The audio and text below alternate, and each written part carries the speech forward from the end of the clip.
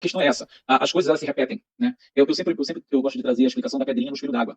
Sabe? Quando você pega a pedrinha, você joga a pedrinha, ela quica no espelho d'água até que ela afunda. Perfeito. Então, quando a gente olha para o cenário profético, algumas coisas elas se repetem no decorrer da história. Sim. Como foi com a destruição do templo. O primeiro templo de Salomão foi destruído no dia 9 do mês hebraico, Av. Aí quando chega o segundo templo, ele também foi destruído pelos romanos no dia 9 de Av. Você com uma pedrinha pulando e quicando no mesmo, ou seja, o mesmo evento em tempos diferentes. Sim. Então quando a gente olha a Rússia, a gente olha Irã, países muçulmanos se reunindo para atacar Israel, isso já aconteceu antes. Tá na iminência de acontecer agora, nós já estamos vendo alguns conflitos. Porém, isso não significa que agora é a totalidade, é o fim da história, entende? Porque o que eu quero deixar para vocês é o seguinte: então vamos imaginar Irã, né, com apoio de Rússia, China, ou seja, todo um cenário montado no norte para acontecer, se encaixa perfeitamente em Gog e Magog. Tá? Aí não acontece. Por exemplo, não acontece. Ué, mas o que aconteceu? Mas não estava, não era tudo certinho? Isso não significa que no futuro, aí vai acontecer. Entendeu o que eu tô dizendo? Sim. Vai acontecer de novo. Vamos supor que nesse momento, efetivamente, Israel tivesse em guerra com Irã, e China apoiando, Rússia. Aí o que a gente tem ainda? Isso não pode ser Gog e Magog, porque o anti-China não surgiu ainda para trazer paz. Perfeito. Não entende o que eu estou dizendo? Com certeza. Porque a gente precisa de um cenário catastrófico, de um cenário do caos, para que alguém traga paz, porque senão paz não tem sentido. Você me fez lembrar uma coisa, Então, assim, que eu acabei não falando. Né? O que acontece? Eu falei para vocês que nós estamos no sexto milênio. Se você pegar o calendário hebraico, a datação do calendário hebraico é 5.784 anos. 5.784, né? 5.784 anos. Desde quando? Desde Adão. Tá? Mas como é que você consegue? Como é que o povo já consegue essa data? Olha, por uma coisa que muita gente crente não gosta de ler, genealogia. A pessoa não pode ficar fulano, gerou fulano, ciclano, gerou ciclano, tantos dias gerou fulano. Ah, que leitura cansativa. Passa a história. Deixa esse negócio lá. Mas por que isso é importante? Porque quando a gente fala de Bíblia, não funciona de um livro com história, ele é um documento. Né? Então quando a gente fala da genealogia, a importância de contar desde Adão, quantos dias viveu, quantos filhos teve, quanto mais dias viveu, porque você tem uma linha do tempo para ser contada. Por isso que o povo judeu tem a data exata da criação de Adão até hoje, 5.784 anos. A gente diz, é costume dizer na tradição judaica assim, 5.784 Mibriat Haolam, desde a criação do mundo. Mas por que fala assim? Porque se você volta 6 dias atrás, é a criação do mundo, não é assim? Adão foi criado no sexto dia? É por isso que fala a criação do mundo, mas na realidade é a partir de Adão. Então assim, quando a gente fala de 5.784 anos, nós vamos ter um evento na história que muita gente não sabe. Né? O calendário veio normalzinho, papapá. Quando chegou no período do Império Grego, Alexandre o Grande, ele invadiu Israel, né? Só que existe uma história contada, e que isso foi um fato marcante na história, por isso que é considerado verdade. Que quando, na noite anterior à invasão dele a Jerusalém, chegada dele a Jerusalém, Deus falou com o sumo sacerdote da época para receber Alexandre de braço aberto com coroa de flores, como um grande conquistador. E na mesma noite que Deus falou com o sumo sacerdote, Deus falou para Alexandre também, dizendo para ele não entrar, ou seja, um sonho que ele teve, ele não precisaria, o que ele vê no sonho dele? Ele vê assim que Jerusalém, quando ele se aproxima de Jerusalém, com seus soldados armados, Jerusalém abre as portas, e toda Jerusalém recebe ele como vitorioso e conquistador. Ele não recebe nenhuma oposição militar contra ele. Isso é um sonho que ele teve, na mesma noite que o sumo sacerdote teve um sonho, Deus falando com ele. Não resista, fale para o exército, fale para o rei, fale para todos receberem ele como grande conquistador. Isso acontece. Quando Alexandre se aproxima da cidade, os soldados dele estão ali na fome, na sede de sangue, eles guardam as armas, porque aqui hoje a gente não vai precisar lutar. Quando eles se aproximam, o portão da cidade se abre, toda Jerusalém está cheia de flores, cheia de coisas, fazendo festa para Alexandre. Alexandre entra em Jerusalém sendo recebido como grande vitorioso conquistador do mundo. Ele fica tão feliz com aquilo, que ele diz assim, eu não vou fazer nada aqui, eu não vou brigar ninguém, adorar ídolo nenhum, tá tudo bem, o sumo sacerdote o recebe, convida para ele fazer um sacrifício para Deus. Ele fica tão feliz, que ele resolve fazer o quê? Não, deixa o povo judeu normal aqui, dele, adorando o Deus dele, tá tudo bem. Aí o sumo sacerdote fica tão agradecido que ele faz uma coisa, olha que coisa importante. O que o sumo sacerdote fez? Imperador, em honra ao Senhor, pelo Senhor deixar a gente adorar o nosso Deus, não nos obrigar a outros deuses que é contrário à nossa fé, esse ano terá um ano marcante para o povo judeu. Nós vamos mudar o calendário, e aí surge um nome chamado Minyan Shtarot. E todo judeu que nascer esse ano, ele vai receber o nome de Alexander, né? E o imperador ficou mais feliz ainda. Então por que eu estou falando isso? Porque a partir desse dia, o calendário foi mudado para esse calendário chamado Minyan Shtarot. Esse calendário, ele vai daí até Hillel. Hillel viveu 60 anos antes de Yeshua.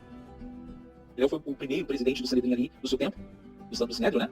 E 60, isso eu estou falando para vocês 60 anos antes de Yeshua, antes de Jesus. Então esse calendário chamado Minyan Shtarot, ele foi até ali. Quando chegou o período de Hillel, Hillel fez o quê? Não, vamos voltar para o Seder Olam, aquele que era desde lá da criação do mundo. O calendário volta ao normal. Por isso que eu estou falando para vocês, o 5.784 é lá dentro da criação do mundo. Tá? Porque Hillel consertou isso. Só que aconteceu outra coisa. Vai vir o período de Yeshua, a história de Yeshua, ele morre, ressuscita, vai para os céus. No ano 70, o templo é destruído pelos romanos, eles mudaram o calendário de novo. Eles retiraram do calendário 230 anos, 220 anos. Então, se você acrescentar 220 em 5.784, quanto fica? 220? Quanto? Com 5.784? É. Vai dar... Ih, já tá quase batendo 6 mil então. Calcula aí, Lucas, hoje eu tô devagar. Falta pouquinho que isso. 220 aí? Mais 7 mil, mais 5.784. Deu quanto? 6.004. 6.004. Então, era pra gente ter 6.004. Isso já caracteriza o milênio. Cara, isso já é o sétimo milênio. Exatamente. Entendeu? Mas então você vai pensar assim, então o que a gente tá fazendo aqui, né? O que a gente tá fazendo aqui? Vai fazer Yeshua governando? Exatamente. Então, se a história fala pra gente que houve uma alteração, eu tenho que entender também então que há uma margem de erro. Ok? Essa margem de erro pode ser para 5 anos, para 10 anos, por isso que eu falei, 10, 15 ou até 20 anos. Mas o que é importante nessa história? Se foi tirado anos do calendário hebraico, e hoje a gente tem uma data de 5.784, que na realidade já pode ser, faltar o quê? 5 anos, 10 anos, ou 15 anos, ou 20, nós estamos na porta para isso acontecer. Deixa eu voltar aqui. Agora eu vou fazer o seguinte. Eu vou só voltar, eu vou pausando e explicando para vocês com calma, tá bom? Vamos lá. Vou voltar aqui. That's why things are happening so quick. It's a tremendously accelerated process. Ele está falando de um processo que está acontecendo muito rápido, ou seja, de eventos no mundo, de eventos em Israel, da proeminência de Israel. Ele está falando sobre o possível conflito com os persas, né, com o Irã, possível conflito envolvendo Síria, de uma liga que se junta contra Israel, das nações se voltarem contra Israel. Ele está falando de acontecimentos que estão dando características de que está tudo muito acelerado. Sempre a referência é a chegada do Mashiach. Será o quê? Ou o anticristo, ou um líder político qualquer que não vai dar em nada. Ok, pessoal? Eu tenho a minha concepção, a partir de estudos, a minha percepção que o anticristo, ele é um líder político, tá? E ele vai aclamar, ele vai ser autoaclamado como líder mundial, independente de religião, tá? Mas pra mim, ele vem do povo do turbante, ok? Perfeito. Só pra não misturar as duas religiões aqui, enfim, o YouTube tá tão chato. O povo do turbante, você tá sabendo exatamente do que eu estou me referindo, tá? Mas, então ele está falando de eventos que evidenciam essa celeridade na manifestação do Mashiach. Ele continua. Because Mashiach, the resurrection of the dead resurrection happens after Mashiach comes. So therefore, you come to the less mentioned one, 210 years, Mashiach will come by the year 2030. Ele fala ali sobre Mashiach ben Davi, o Messias ungido, filho de Davi. Mas ele fala de um que vai sofrer. Mashiach ben Yosef, Messias, filho de José. O Mashiach, filho de José. Essa aqui é uma teoria, né, dentro dos analistas do Talmud, da Cabala e de profecias como de Zacarias capítulo 9, de Zacarias capítulo 14, de Isaías, quando fala do servo sofredor, né, de outro texto de Isaías, inclusive, de Salmos 2, texto de Daniel, porque esses textos, ao mesmo tempo, eles falam sobre um rei que virá montado em um jumento, uma jumentinha, cheio de humildade, trazendo um reino de paz e harmonia, um servo obediente, temente a Deus e cumpridor da Torá. E outros textos, em especial o texto de Daniel, que fala de um rei cujo reino não se termina, né, Salmo capítulo 2, próprio Zacarias 14, texto de Isaías, né, e outros textos que falam de um Mashiach, de um rei que vem nas nuvens com poder e grande glória. E, inclusive, quando eles analisam o texto de Ezequiel, eles vejam que é o próprio Deus guerreando em Gog e Magog, em favor de Israel. Então, o que os rabinos, basicamente, resumindo bem para você, tá? Então, os rabinos acreditam duas teorias. Primeiro, são dois Mashiachs diferentes. Um que vem para sofrer, ele vem em humildade, ajuste Israel, e ele vem nesse período de sofrimento, mas é um período de mansidão, que ele vai ser muito manso, muito pacífico, né? Muito humilde, cumpridor da Torá. E, em segundo momento, vem o Mashiach, que é o rei, né? Uma figura de super-herói, impetuoso, governante, que subjuga os infiéis, etc. Né? Impõe a lei de Deus, um reino de justiça que se perpetua para o mundo vindouro. Né? Aí tem o conceito de Olam Rabá, e por aí vai. Então, essa é a primeira teoria. A segunda teoria dentro do judaísmo, a segunda visão sobre essas duas figuras do Mashiach, né, duas características do Mashiach, é que é uma pessoa só, em dois momentos distintos, com duas características distintas. Em primeiro momento, é um sofredor humilde, que resgata valores espirituais de fé e faz Israel se inclinar para Deus em obediência à lei de Deus, em observância à Torá. E ele, depois, é o rei vindouro, poderoso, governante, que vem, segundo o livro de Daniel, sobre os ares, Salmos 2, né, que admite daria as nações por herança, etc. Então, são essas duas teorias, basicamente. Existem outras interpretações, mas são as mais fortes. Os rabinos cabalistas trabalham muito bem essa ideia. Eu falei sobre a Cabala, uma prova da Cabala, né, um pouco a prova de numerologia, né, esses achismos, adivinhações, bom, enfim.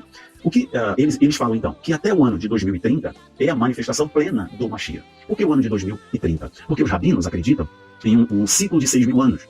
O fim dos tempos, na verdade, que para eles, no judaísmo, não há um fim do mundo, claro, mas há uma passagem, uma mudança de ciclo de uma era, né, sem o Mashiach, até a era com o Mashiach, que é o mundo vindouro, onde a lei de Deus se manifesta. E o Mashiach é esse líder que traz a lei de Deus. Esse ciclo se fecha em 3.000 anos. Estamos agora no ano, deixa eu lembrar aqui, qual ano no judaísmo? Segundo o judaísmo, 5.783. Então, para os rabinos, o Mashiach, ele se manifestará até 2030. Tá? Então, por isso que eu estou colocando as duas falas para vocês aqui, explicando para você. Which is less than 8 years. Só que é menos de 8 anos, esse vídeo é bem recente no Instagram. But before him, you have to have the time period of Mashiach ben Yosef. Aqui fala do Mashiach ben Yosef, tá? Ali, Mashiach, fala a tradução errada. And I spoke about that extensively, you see. Therefore, we are very, very close. Estamos muito próximos. Mashiach ben David, because you have to have Mashiach ben Yosef first, you see. Primeiro, o Mashiach ben Yosef, antes do Mashiach ben Davi. So that's why all of this is happening with incredible speed. Ele vai voltar lá e o outro, acho que um aluno, um rabino mais novo, um estudante, enfim, vai questionar, porque muitos rabinos cabalistas já falaram sobre isso, e ele vai citar no caso de um rabino que fala que se ele vier até no ano 6001, ele vai continuar fazendo os rituais judaicos, ele vai continuar acreditando, etc. Bom, o interessante é você perceber quando ele fala aqui, ó. Ele fala exatamente aqui, ó. O Mashiach ben Davi, ou seja, o Mashiach que eles acreditam que seu rei, seu governante virá até o ano de 2030. Vejam que, assim, concorda com a agenda mundial. Uma reunião histórica está acontecendo neste momento que pode mudar o rumo da história humana, e poucos estão percebendo sua verdadeira magnitude. O BRICS, bloco econômico que nasceu como uma simples aliança entre 5 países emergentes, acaba de realizar mais um encontro crucial que está redesenhando o mapa do poder global. Com a recente expansão para 9 membros, incluindo potências como Arábia Saudita e Irã, o grupo está prestes a alcançar um número que foi profetizado há mais de 2.000 anos. 10 nações unidas em uma aliança sem precedentes. O que testemunhamos hoje vai muito além de simples acordos comerciais ou parcerias econômicas. Vladimir Putin, mesmo isolado por sanções internacionais, mantém sua influência através do BRICS, conduzindo conversas estratégicas que parecem cumprir antigas profecias bíblicas. A Rússia, junto com a China, lidera um movimento que está desafiando a ordem mundial estabelecida, exatamente como previsto nas escrituras sagradas. Mas por que esse número 10 é tão significativo? Por que deveríamos nos preocupar com mais um país se juntando ao bloco? A resposta está escondida nas páginas do livro de Daniel, em uma profecia que permaneceu adormecida por milênios, aguardando este exato momento da história para ser revelada. O profeta Daniel, durante seu exílio na Babilônia, teve uma visão perturbadora. 10 reis se levantariam nos últimos dias, formando uma aliança que seria simultaneamente poderosa e frágil. Ele viu uma estátua com pés de ferro misturado com barro, uma clara referência a uma união de nações que, apesar de sua força aparente, carregaria dentro de si as sementes de sua própria destruição. Olhando para o BRICS hoje, vemos exatamente essa dualidade profética se manifestando. China e Rússia, duas superpotências nucleares, junto com Índia, Brasil e África do Sul, os membros fundadores, formaram uma base sólida como ferro. Uma reunião histórica está acontecendo neste momento que pode mudar o rumo da história. Uma recente adição de Egito, Etiópia, Irã e Arábia Saudita trouxe ainda mais poder ao grupo, mas também introduziu tensões internas que lembram o barro da profecia, diferentes culturas, ideologias conflitantes e interesses divergentes. O mais alarmante é que, segundo a profecia de Daniel, após a formação dessa aliança de 10 nações, surgirá uma figura ainda mais poderosa, o Anticristo. Este líder emergirá do caos global, conquistará 3 das 10 nações e estabelecerá um novo sistema mundial. Quando observamos as atuais transformações econômicas, com o BRICS desenvolvendo alternativas ao dólar americano e sistemas financeiros próprios, vemos o cenário profético se materializando diante de nossos olhos. As evidências são perturbadoras. O BRICS não está apenas expandindo sua influência econômica, está ativamente reorganizando o comércio global, estabelecendo novas rotas comerciais e desenvolvendo sistemas tecnológicos que poderiam facilmente se transformar nas ferramentas de controle previstas no livro do Apocalipse. A profecia menciona que esses 10 reis receberão autoridade como reis por 1 hora, um período curto mas intenso de poder global. O BRICS, com sua crescente influência sobre recursos naturais, rotas comerciais estratégicas e poder militar significativo, parece estar se posicionando exatamente para esse papel profético. Quando analisamos cuidadosamente as profecias bíblicas, descobrimos sinais alarmantes que sugerem que sim, podemos estar muito próximos da manifestação do Anticristo. O apóstolo Paulo, em sua segunda carta aos Tessalonicenses, nos adverte que antes da manifestação do homem da iniquidade, haveria uma grande apostasia e uma reorganização do poder mundial. Olhando ao nosso redor, vemos exatamente isso acontecendo em escala global. O livro de Daniel não apenas profetizou sobre os 10 reis, mas também revelou que o anticristo surgiria entre eles como um pequeno chifre. Este líder, segundo a profecia, seria diferente dos outros, possuindo uma inteligência extraordinária e um poder de persuasão sem precedentes. Ele conseguiria, através de sua astúcia, derrubar 3 dos 10 reis e assumir o controle da aliança global. Observando o cenário atual do BRICS, vemos as condições perfeitas se formando para esse evento profético. As tensões entre os membros, especialmente envolvendo potências como Rússia, China e Índia, poderiam facilmente criar o ambiente necessário para a ascensão de um líder carismático que prometa resolver os conflitos e unificar o bloco sob uma única visão. O mais perturbador é que a tecnologia atual tornaria possível pela primeira vez na história o cumprimento literal de outras profecias sobre o anticristo. O livro do Apocalipse fala sobre um sistema global de controle econômico, onde ninguém poderá comprar ou vender sem a marca da besta. O BRICS já está desenvolvendo sistemas financeiros alternativos, moedas digitais e tecnologias de pagamento que poderiam facilmente se transformar na infraestrutura necessária para esse sistema profetizado. Além disso, as escrituras indicam que o anticristo surgirá em um momento de caos global, prometendo paz e segurança. O mundo atual, marcado por pandemias, guerras, crises econômicas e instabilidade política, criar o cenário perfeito para a aceitação de um líder que prometa soluções rápidas e eficazes para esses problemas. A velocidade com que o BRICS está se expandindo e ganhando influência global também é um sinal alarmante. Em apenas alguns anos, o bloco passou a representar uma parte significativa da população e economia mundial. Quando o 10º membro se juntar ao grupo, teremos pela primeira vez na história moderna uma aliança que corresponde exatamente ao número profético, com poder suficiente para influenciar o destino global. Os estudiosos bíblicos sempre se perguntaram como seria possível um único líder conseguir controle sobre todo o mundo. Hoje, com a interconexão digital, sistemas financeiros globais e dependência tecnológica, vemos claramente como isso poderia acontecer. O BRICS está ativamente trabalhando para criar sistemas alternativos de comércio e pagamento que poderiam facilmente se tornar obrigatórios para todas as nações sob seu controle. A profecia também menciona que o anticristo mudará os tempos e as leis. O BRICS já demonstra essa tendência, desafiando a ordem mundial estabelecida e propondo novas formas de governança global. A aliança está ativamente trabalhando para remodelar o sistema internacional, desde regras comerciais até estruturas de poder político. O mais impressionante é como todos esses elementos estão convergindo simultaneamente. Nunca antes na história tivemos uma aliança de nações tão próxima do número profético, com tanto poder tecnológico e econômico, em um momento de tamanha instabilidade global. A própria existência do BRICS, sua composição e objetivos parecem ter sido profetizados com precisão milenar. Portanto, sim, todas as evidências apontam que podemos estar muito próximos da manifestação do anticristo. O palco está sendo preparado, as condições estão se alinhando, e o surgimento do 10º membro do BRICS pode ser o catalisador que iniciará a sequência final de eventos proféticos. O mundo está à beira de uma transformação sem precedentes, e poucos estão verdadeiramente preparados para o que está por vir. O momento exige vigilância e discernimento. As profecias bíblicas não foram dadas para nos causar medo, mas para nos preparar e alertar. Enquanto observamos o BRICS crescer em poder e influência, aproximando-se do número profético, devemos estar atentos aos sinais dos tempos e preparados para os eventos monumentais que estão prestes a se desenrolar diante de nossos olhos. Mais preocupante ainda é a rapidez com que essas transformações estão ocorrendo. Em apenas alguns anos, o BRICS passou de um simples acrônimo criado por um economista para uma força geopolítica capaz de desafiar a ordem mundial estabelecida. A adição de potências regionais como Arábia Saudita e Irã não foi por acaso. Cada novo membro traz consigo recursos estratégicos, influência regional e poder militar que fortalecem a aliança. O mundo está testemunhando uma transferência histórica de poder do Ocidente para o Oriente, exatamente como muitos estudiosos bíblicos previram que aconteceria nos últimos dias. O sistema financeiro global está em transformação, com novas moedas digitais e sistemas de pagamento alternativos emergindo das reuniões do BRICS. As tensões geopolíticas aumentam a cada dia, e crises globais parecem empurrar as nações em direção a alianças cada vez mais surpreendentes. E agora, aguardamos o 10º membro. Sua identidade ainda é desconhecida, mas sua chegada será o gatilho que iniciará uma série de eventos proféticos que afetarão cada pessoa viva na Terra.